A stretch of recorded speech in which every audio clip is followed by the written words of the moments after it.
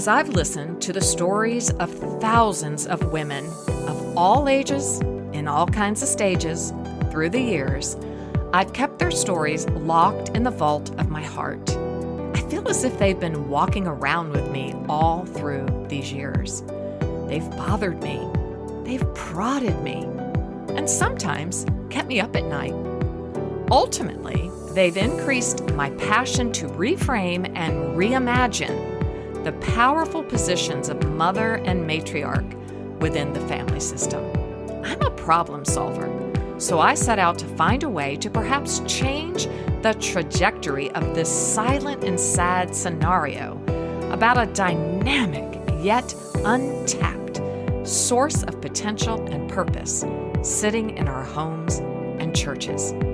It is time to come to the table, Heartlifters, and unleash the power of maternal presence into the world. Welcome to Mothering for the Ages, our 2025 theme here on today's Heartlift. I'm Janelle. I am your guide here on this heartlifting journey. I invite you to grab a pen, a journal, and a cup of something really delicious. May today's conversation give you clarity, courage, and a revived sense of camaraderie. You see, you're not on this journey alone. We are unified as Heartlifters and committed to bringing change into the world, one heart at a time. Hello and welcome to today's Heartlift. I'm Janelle, your guide for today's conversation. I'm placing my hand over my heart, which is beating out of rhythm. And I just wanted to have a little heart-to-heart today. If you are new, I have been experiencing what they call atrial flutter. Initially diagnosed with atrial fibrillation, but later came to see that it is actually called atrial flutter. So I'm 10 weeks in this process, and it is still out of rhythm, but tomorrow, drum roll please, I am scheduled for my cardio version, phase 1 of returning my heart to natural sinus rhythm. And my prayer is that my heart will be shocked back into its God-breathed rhythm, the one that God breathed into me when I was actually conceived. I have asked God some very specific things for tomorrow, and I will hopefully get to share those with you as we move forward. I wonder if you have ever felt that your heart was out of rhythm. Maybe not in the truest physical sense of the word, but maybe figuratively or metaphorically. Well, this process, this whole entire invitation to my heart being out of rhythm, finding the right doctors, which they call electrocardiophysiologists, the electricians of the heart. I've learned that when you have a heart problem, it's either an electrical problem or a plumbing problem. Well, mine is an electrical problem, and I did find the right EP electrophysiologist, and I waited a little longer than I wanted to, but I have heard that I did the right thing. And so tomorrow, when the show is actually aired, I will have experienced what they call a cardio version, where they shock your heart back into its natural sinus rhythm, or sinus rhythm, as they say. Phase 2 is an ablation, which I will be having, but because it couldn't be scheduled until actually beginning of 2026, I need to go through this cardio version in order to get my heart back into rhythm, because you don't want your heart to be out of natural sinus rhythm. It will start to remodel. It's actually something called heart remodeling. So you can see that this journey has been a new journey for this girl who calls herself a professional heartlifter. And it's been a deep dive into the physical aspects of a heart.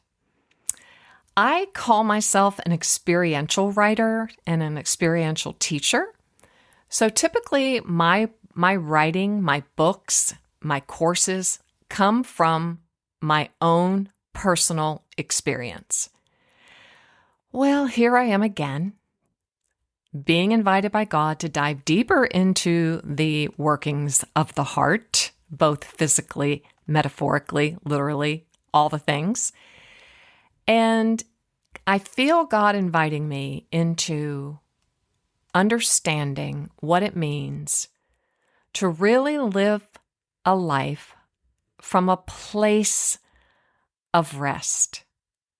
As I've said, not just taking a nap, not just taking some me time, not just getting a massage or perhaps taking a vacation, but living and moving and breathing from a place of rest, undisturbed peace, calm, ease. So I have read several books over these last 10 weeks and spent a great deal of time highlighting, writing, researching, journaling, figuring it out. And one of those books is called Chasing Peace, a story of breakdowns, breakthroughs, and the spiritual power of neuroscience. And so today, I just wanted to read to you a few thoughts from this treasured book that I have found. The author, Tom Rothschild, writes, "We break through only after we break down. And we break down only after we've spent years building up." Okay, I'm going to repeat it. We break through only after we break down, and we break down only after we've spent years building up. Straight from my journal, I read, "God, in your mercy, you are breaking through my life. I am most grateful." He writes, Ross Shirt writes, "Peace and happiness. Peace is different from happiness. Happiness is a material pursuit. Peace is a spiritual state. Happiness is getting what we want. Peace is wanting what we get. Happiness is becoming who we want to be. Peace is becoming who we are. Peace is becoming who we are." He writes, "This is how I'll use these terms in this book. Happiness comes when my self-image and the story I see for myself line up with the world. The precious moments where there is nothing I want that I don't have." Ooh. Peace is the same feeling. There's nothing that I want that I don't have, but it's not tied to events. Peace is a state of mind. So it can go on and on and on. And I journaled these statements. Peace is a state of mind. Peace is becoming who we are. Peace is a spiritual state. Peace is wanting what we get, or I add what I already have. The outcome of our lives, he writes, I believe, comes in how we handle the breakdowns and whether we see them as a chance for breakthrough. Page 7. I have literally had to meditate on that for days. Wow, how we handle the breakdowns. This in my life has been a breakdown, a very serious breakdown. My heart is breaking down. God has my attention, and I know that He has my attention for me, for sure, and for my family, and for my legacy. But because I am a teacher, and I feel this in my bones, I have a sense that he wants me to take the time to stop and stop long enough, no matter how long that takes, to digest what he's teaching me so that perhaps, if he allows, I can teach it to others. And Heartlifters, you are my others. You are who I care deeply about. Outside of my family and those closest to me, I do care about you. I want you to have a meaningful, beautiful, loving, caring, secure, safe life. Ross Shirt continues, true happiness includes peace. If happiness doesn't include peace, it's just a good mood. When I use the term happiness, he says, in a spiritual sense, I mean happiness through peace.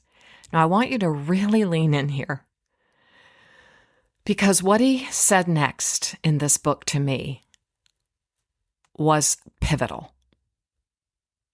This book is about the shift, this book, Chasing Peace, from seeking happiness by achieving the self-image to finding peace by dissolving the self-image.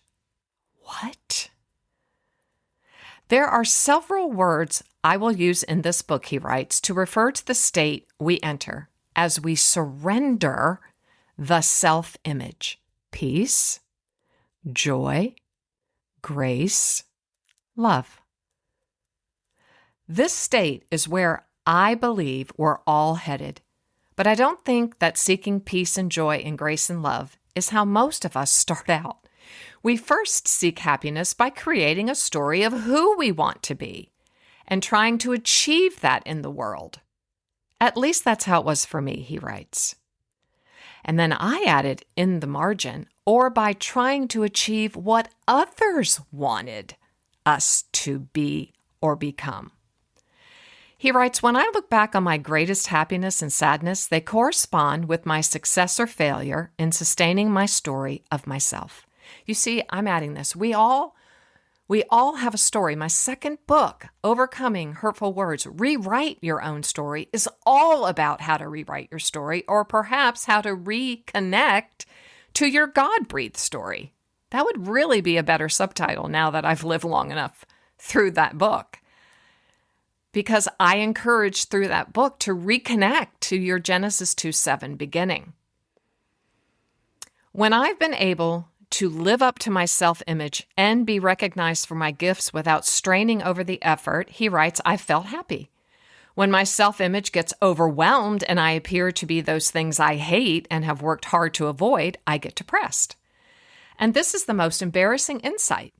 The deep cause behind my story making and the happiness and sadness that comes with it is nothing more than my longing to be special.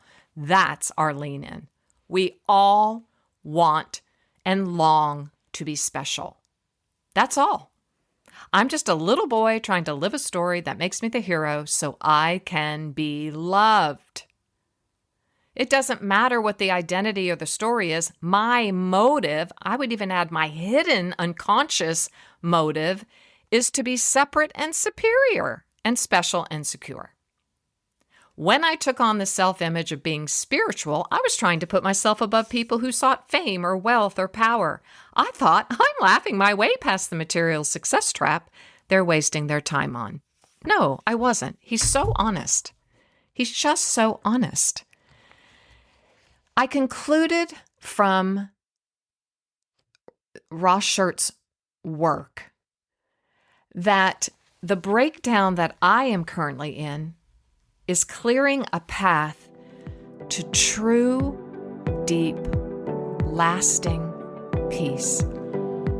Because I know that what I am really, I think, finally acknowledging and seeking is to understand the deep, deep love of God. Because when I understand the deep, deep love of God, I will experience my truest essence. Anything else that will come forth in my life will be a bonus. Any new experiences, any new opportunities, any new roads and pathways will be a bonus. Heartlifter, I want for you today true peace and happiness. And we know here that all starts at the foot of the cross, accepting the sacrifice that Jesus made for us, receiving the great love of his sacrifice, and allowing it to permeate and pour over us from the top of our heads to the soles of our feet. Today, as I move forward into receiving my restored heart rhythm at the hands of a skilled doctor and surgeon, known as an electrician of the heart, I want you to know that those few seconds when I lay down and they start the drip of the general anesthesia, you are going to be on my mind. And I am praying for all of us as women who have people in our spheres of influence and our intimates that need us, that we will all find our God-breathed heart rhythm, and that it will beat with the grace and the peace and the love and the deep understanding of God's love. I am praying when I awaken tomorrow after that surgery where they are going to shock my heart, that my heart will beat in sync like never before with my Father's heart in heaven. And I want the same for you. I love you, Heartlifter, and I hope you know how much God loves you. Until next time.